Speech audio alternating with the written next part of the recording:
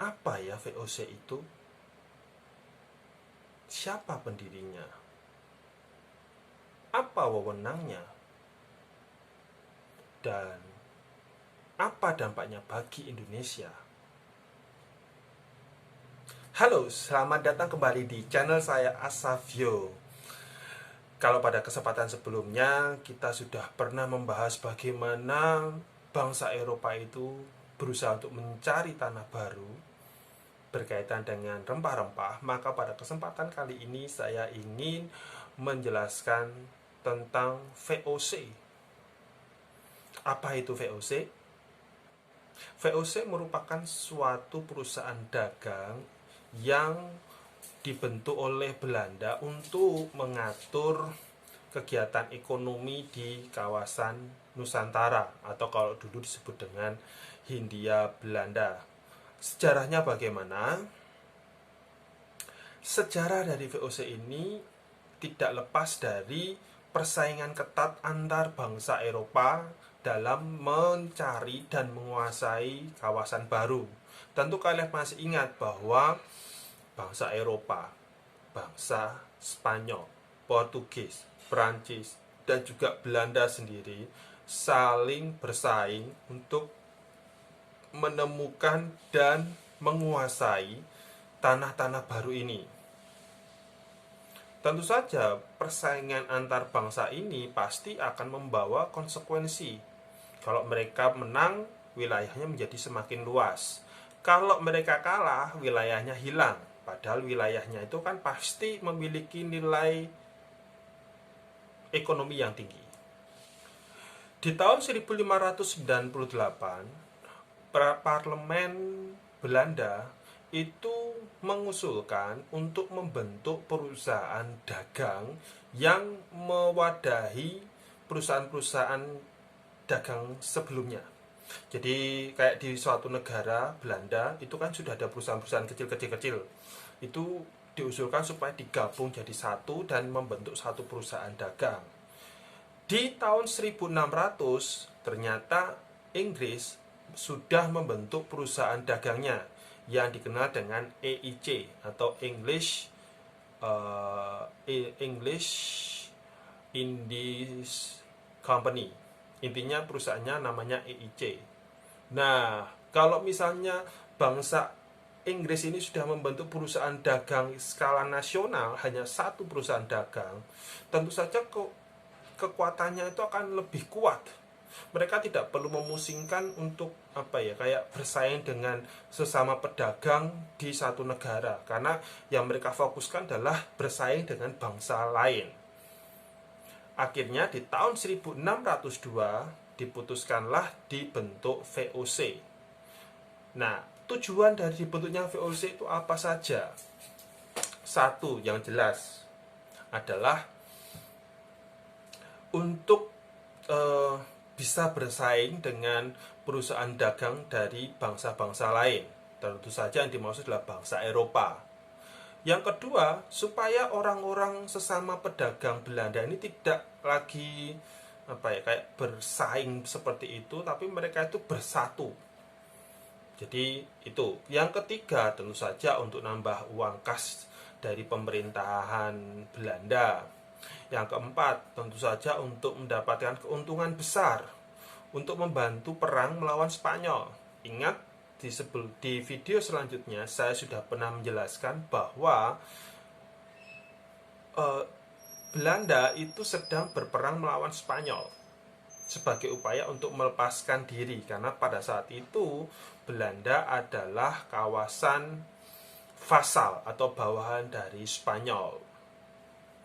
Kemudian juga tentu saja berkaitan dengan kayak monopoli menguasai kerajaan-kerajaan di daerah yang didatangi seperti itu.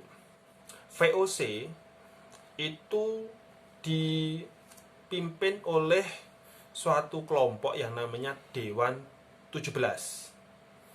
Dewan 17 ini merupakan perwakilan dari 17 provinsi yang mereka terdiri dari para tuan tanah, para pemilik modal karena Dewan 17 ini adalah pemegang saham dari VOC itu. Pusatnya ada di kota Amsterdam. VOC dalam menjalankan usahanya cenderung ekspansif. Mereka berusaha, ya sebenarnya nggak ada yang salah sih, karena dalam konteks untuk mencari wilayah-wilayah baru kan otomatis mereka juga berusaha untuk mendapatkan wilayah-wilayah baru seperti bangsa Eropa yang lain. Jadi kalau satu kawasan sudah dikuasai, ganti kawasan berikutnya dan seterusnya seperti itu. Cuma tentu saja VOC juga memandang bahwa yang menjadi lawan mereka bukan hanya penguasa setempat, melainkan sesama bangsa Eropa. Seperti contohnya adalah Portugis, yang pada saat itu sudah menguasai Maluku, tetapi di tahun 1605 Portugis ini diusir dari Maluku, dari Ambon lebih tepatnya, dan akhirnya Portugis itu lari ke Timur Timur atau Timor Leste. VOC dalam menjalankan wewenangnya, mereka memiliki hak oktroy atau hak keistimewaan. Kenapa kok perlu ada hak keistimewaan ini? Ingat bahwa lokasi Hindia, Belanda ini jauh daripada Eropa sana, Belanda sana. Sebelum tahun 1610, Dewan 17 itu yang menangani langsung setiap permasalahan yang ada di VOC. Tapi menurut kalian, logis nggak? Dengan tidak adanya internet dan sebagainya, tetapi semua kebijakan-kebijakan dari VOC itu harus nunggu hasil dari Belanda sana. Terlalu lama, buang-buang waktu. Padahal mereka pada saat itu pasti sedang berperang melawan penguasa setempat, harus butuh keputusan segera. Nah, pada akhirnya di VOC sendiri di tahun 1610 maka dibentuklah posisi yang namanya Gubernur Jenderal. Gubernur Jenderal ini adalah posisi tertinggi di VOC untuk mengendalikan kekuasaan di VOC di kawasan Hindia. Jadi kebijakan-kebijakan tidak lagi harus menunggu dari Dewan 17 sana, tetapi langsung dari Gubernur Jenderal VOC sendiri. Tetapi tentu saja Gubernur Jenderal ini tidak berdiri sendiri. Dia didampingi oleh Dewan Hindia yang berjumlah 4 orang. Dewan Hindia ini memiliki tugas untuk mendampingi dan memberi nasihat serta mengawasi kinerja dari Gubernur Jenderal. Kalau misalnya menurut mereka itu Gubernur Jenderal itu kayak nilainya jelek gitulah, kebijakannya nggak bagus atau bagaimana, ya mereka akan memberikan masukan atau mungkin mereka akan memberikan laporan kepada Dewan 17 dan akhirnya Gubernur Jenderalnya akan diganti kalau tidak sesuai misalnya. Nah, sehingga VOC itu juga memiliki hak oktroy tadi. 1, hak untuk melakukan monopoli perdagangan. 2, hak untuk membentuk angkatan perang. 3, hak untuk melakukan peperangan dengan penguasa lokal atau dengan bangsa asing seperti itu. 4, misalnya juga mengadakan perjanjian dengan para penguasa setempat. Berikutnya adalah mencetak dan mengeluarkan mata uang sendiri, tidak harus sama. Dan berikutnya adalah mengangkat para pegawainya sendiri. Dan yang terakhir adalah memerintah tanah jajahan. Tentu saja dengan berbagai hak ini, VOC bisa disebut sebagai negara di dalam negara. Kok bisa? Ya jelas dong, mereka bisa mencetak uang sendiri. Mereka tidak perlu nunggu Belanda untuk membuat kesepakatan dan penguasa lokal. Mereka juga bisa mengadakan peperangan kalau memang itu harus dibutuhkan. Seperti itu. Pada awalnya, Gubernur Jenderal yang pertama itu adalah Peter Both di tahun 1610. Pos perdagangan awalnya didirikan di Banten. Tetapi pada saat melihat bahwa Jayakarta itu lebih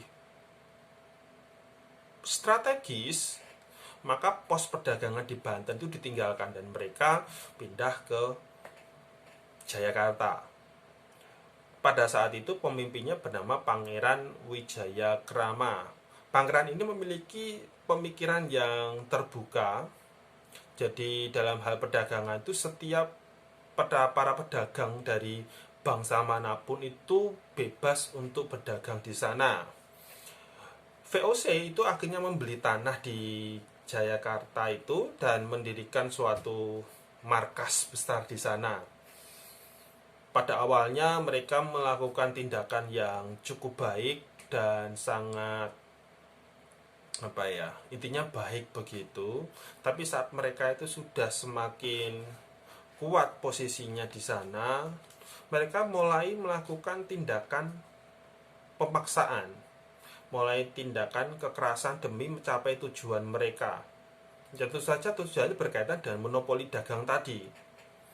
Mereka menjadi semakin sombong dan hal itu jadi tidak disukai oleh Sultan Banten. Jayakarta itu berada di bawah wewenang Kerajaan Banten. Akhirnya apa? Di tahun 1619 Sultan Banten dibantu oleh pasukan Inggris yang saat itu dipimpin oleh Thomas Dale berhasil mengusir VOC dari kawasan Banten. Dan akhirnya mau nggak mau VOC balik lagi ke Maluku. Mereka punya benteng di sana memang.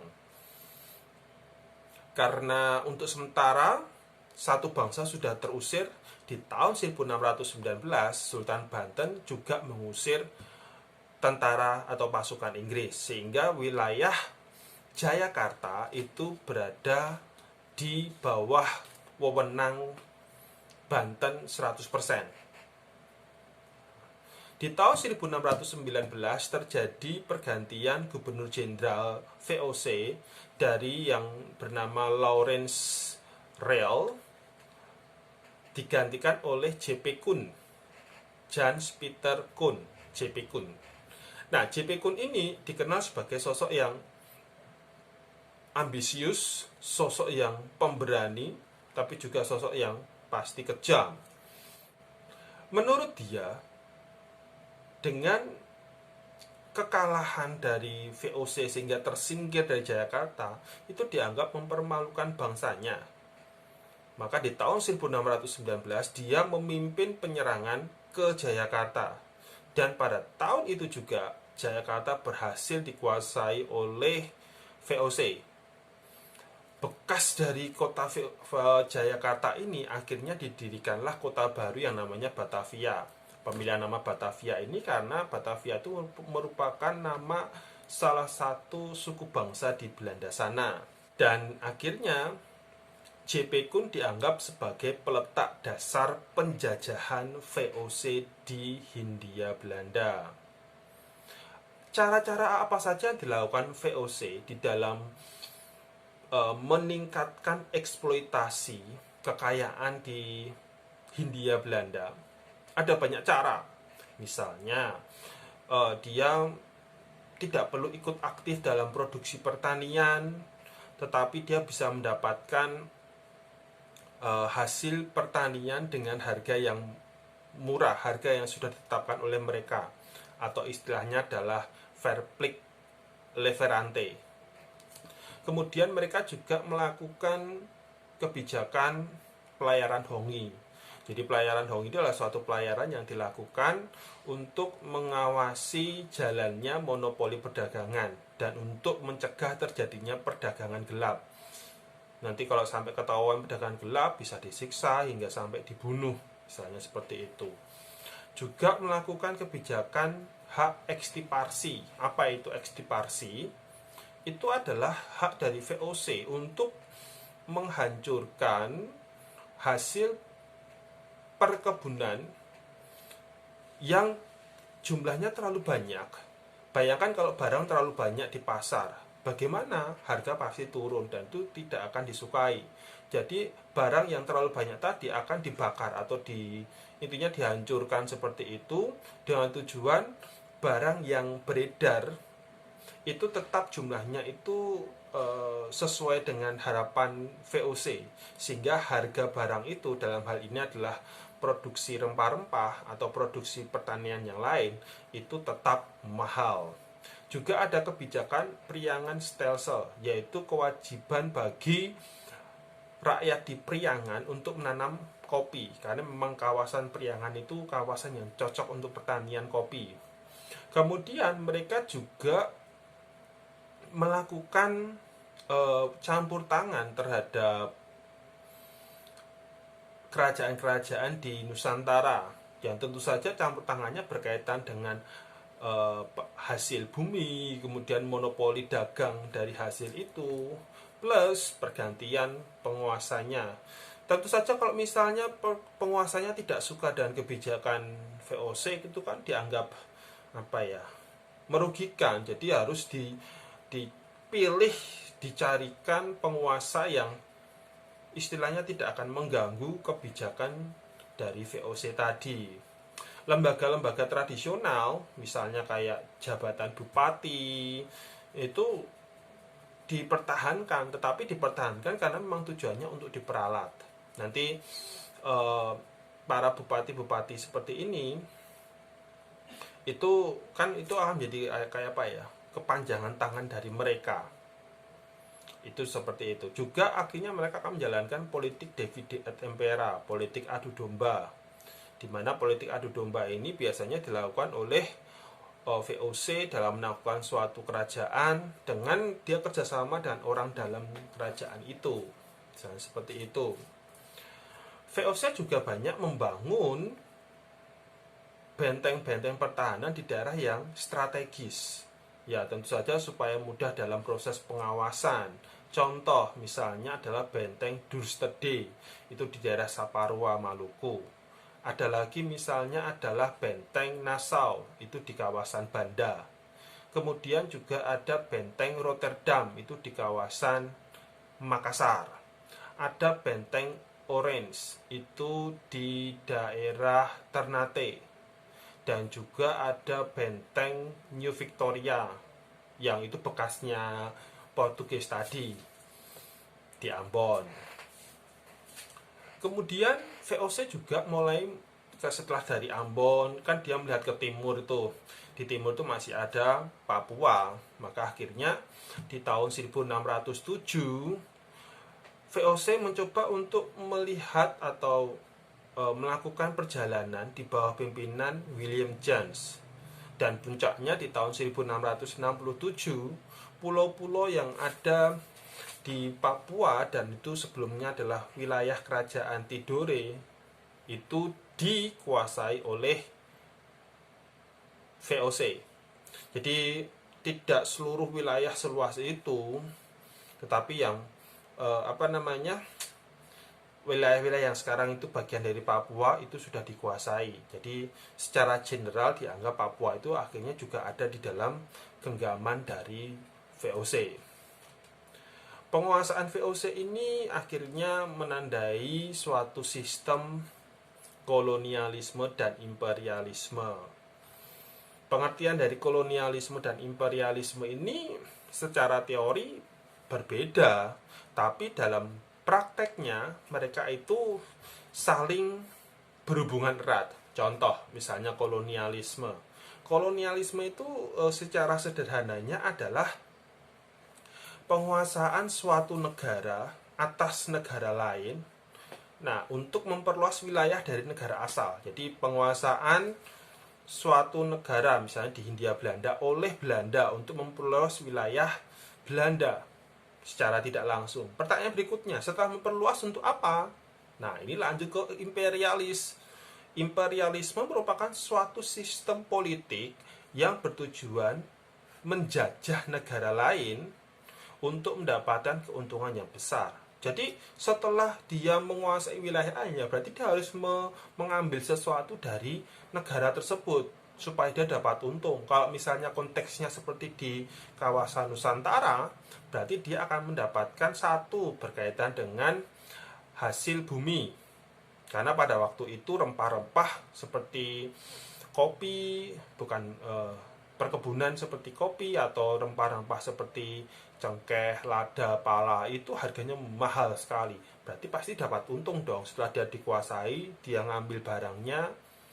Jadi sistem kolonialisme dan imperialisme itu karena memang tidak bisa dilepaskan dari sistem ekonomi yang berkembang di Eropa pada saat itu, yaitu sistem merkantilisme. Apa itu sistem merkantilisme? Itu adalah suatu kebijakan untuk mengontrol pedagang serta pedagang di daerah koloninya, di koloni seperti Hindia Belanda, dan untuk melakukan praktek monopoli di daerah koloninya itu demi keuntungan yang besar. Kira-kira VOC bisa bertahan berapa lama ya? VOC di abad 17 dan abad 18 merupakan puncak kejayaan dari VOC.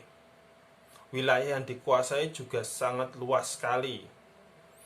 Nah, cuma semakin banyak wilayah yang dikuasai, berarti kan masalah pengelolaan akan semakin kompleks. Belum lagi kota Batavia itu semakin banyak didatangi oleh orang-orang dan juga orang-orang dari timur asing, mereka diizinkan untuk tinggal di Batavia. Masalah-masalah sosial seperti pengemis, kayak gitu mulai muncul, kejahatan-kejahatan. Nah, ini juga mulai menjadi pemikiran. Di tahun 1749, ternyata di negara Belanda itu terjadi suatu perubahan. Parlemen Belanda memutuskan bahwa Raja William IV itu menjadi penguasa tertinggi di VOC. Karena raja sebagai penguasa tertinggi, otomatis Dewan 17 sebagai pemilik saham itu mereka ada di bawah VOC. Dan kemudian segala kebijakan apapun yang berkaitan dengan VOC itu harus mendapatkan persetujuan dari raja.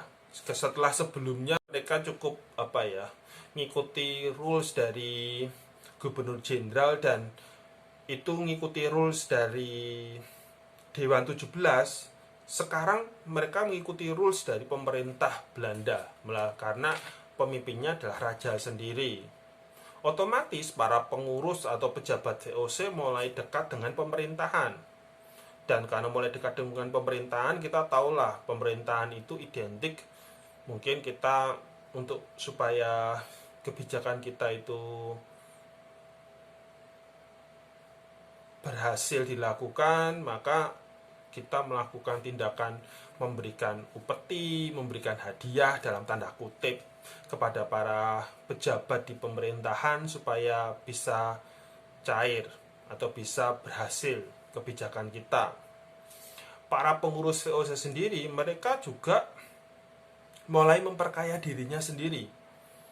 Ya, karena sekarang mereka dapat untung. Entah dapat untung dari sogokan-sogokan seperti itu, uangnya banyak sekali. Dan pasti juga akan terjadi korupsi dalam skala besar. Ada kasus seorang gubernur jenderal yang bernama Van Horn, pada saat dia kembali ke Belanda, itu dia memiliki uang 10 juta gulden. Padahal gaji seorang gubernur jenderal hanya 700 gulden per bulan. Dia dapat uang 10 juta itu dari mana? Kalau bukan dari memperkaya dirinya. Cara memperkaya diri gimana ya? Gampang dong, korupsi itu kan gila-gilaan. Sampai sekarang pun juga korupsi menjadi masalah besar kan di Indonesia. Kemudian juga kas negara itu merosot drastis.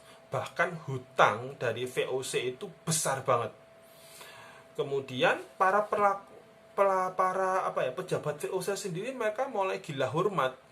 Contoh gila hormatnya gimana? Misalnya kalau gubernur jenderal atau Dewan Hindia itu lewat, maka semua orang harus turun dari kendaraan. Orang-orang Eropa harus menundukkan kepala, sementara orang-orang pribumi wajib untuk menyembah, misalnya seperti itu. Kemudian juga mengatur kereta kebesaran. Yang itu kalau kereta kebesaran ini otomatis akan membuat budget pengeluaran menjadi besar. Contoh misalnya kalau gubernur jenderal dia harus menggunakan kusir dari Eropa, kemudian menggunakan 6 ekor kuda, perhiasannya harus dari emas. Sementara kalau itu Dewan Hindia, dia harus menggunakan 4 ekor kuda, hiasannya itu dari perak misalnya. Nah, seperti itu. Kusirnya boleh kusirnya tidak harus orang Eropa. Jadi dia boleh orang pribumi. Yang kusirnya orang Eropa itu harus dari gubernur jenderal misalnya. Jadi otomatis hal-hal seperti ini itu kan akan memberatkan kas negara. Pengeluarannya kan menjadi besar. Belum lagi yang namanya raja apa ya, kayak upeti-upeti itu kan pasti banyak sekali diberikan oleh orang-orang supaya mereka itu bisa lancar kegiatan ekonominya. Kemudian juga para karyawan atau orang-orang di VOC ini melakukan korupsi. Caranya gimana? Kalau pengen menjadi karyawan di VOC, mereka harus menyuap, menyogok seperti itu. Akhirnya di tahun 1799 VOC dinyatakan bubar karena sebelumnya sudah dikenal bahwa VOC namanya sudah kayak diganti menjadi apa ya, bahasa Belandanya itu vergaan under korupsi, atau intinya itu tenggelam karena korupsi seperti itu. Jadi sudah tidak bisa diselamatkan lagi. Maka di akhir abad 18 VOC dinyatakan bubar, tepatnya di tahun 1799. Oke, jadi kalian udah tahu ya apa tujuan dari VOC, siapa yang mendirikannya, bagaimana kiprahnya, dan bagaimana akhir dari VOC. Saya lanjutkan nanti di video berikutnya tentang Republik Batak.